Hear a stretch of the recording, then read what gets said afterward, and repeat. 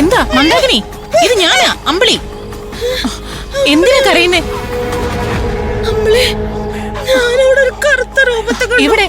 അവിടെ നോക്ക്, അവിടെ അവിടെ ആരും ഇല്ലല്ലോ. ഉണ്ട്. കാണിച്ചു തരാം. നടക്ക് നടക്ക്.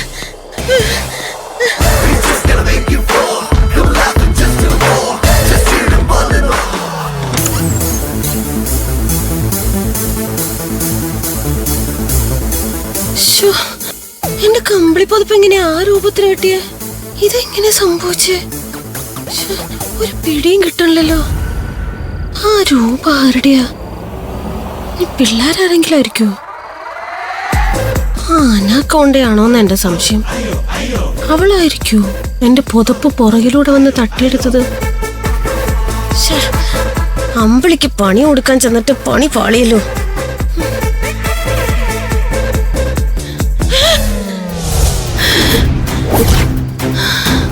അയ്യോ, ഈ പുതപ്പ് എങ്ങനെ ഇവിടെ എത്തിയേ?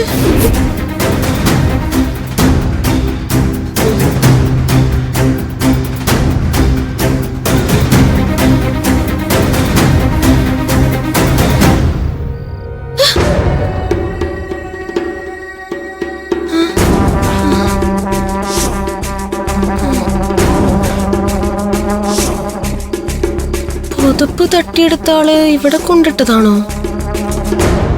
ഇതിന്റെ പിന്നിലെന്തോ പ്രശ്നമുണ്ടല്ലോ. ഈ പുതപ്പാരാ തട്ടിയെടുത്തത്? ആ രൂപ ആരാ?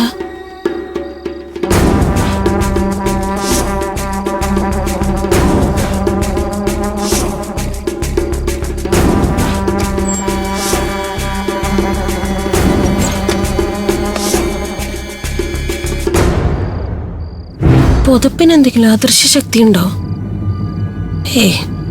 അങ്ങനെയൊന്നും ആവാൻ വഴിയില്ല. എന്നാലും ഇവിടെ എന്തോ പ്രശ്നങ്ങൾ നടക്കണ്ട്. നാളെ രാവിലെ ആവട്ടെ, ഇതിനെല്ലാം ഒരു പരിഹാരം കാണണം.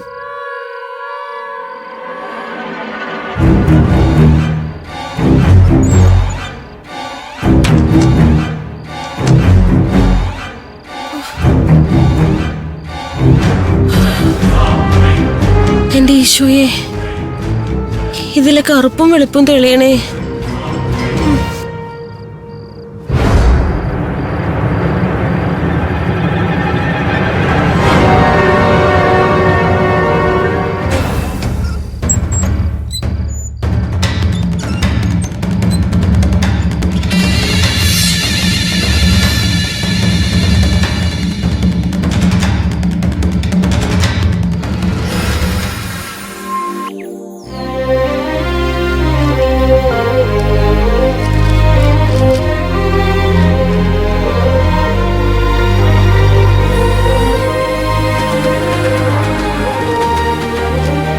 മാഡം, മാഡം, മാഡത്തിനോട് എനിക്കൊരു കാര്യം പറയാനുണ്ട്. എന്താ മന്ദാകിനി, ലീവ് വേണോന്നാണോ? അതല്ല മാഡം. പിന്നെന്താ? മാഡം, അടിമറ്റത്ത് അച്ഛനെ ഉടനെ തന്നെ ചെന്ന് കാണണം. ഇനിയും അത് വൈകിപ്പിക്കരുത്. രാവിലെ തന്നെ മന്ദാകിനി ഇക്കാര്യം പറഞ്ഞു വന്നത് എന്തിനാ? എനിക്ക് ഇന്നലെ രാത്രിയിൽ ഒരു അനുഭവം ഉണ്ടായി. എന്ത് സംഭവം? ഞാൻ ഇന്നലെ രാത്രിയില് ഒരു കറുത്ത രൂപത്തെ കണ്ടു മാഡം.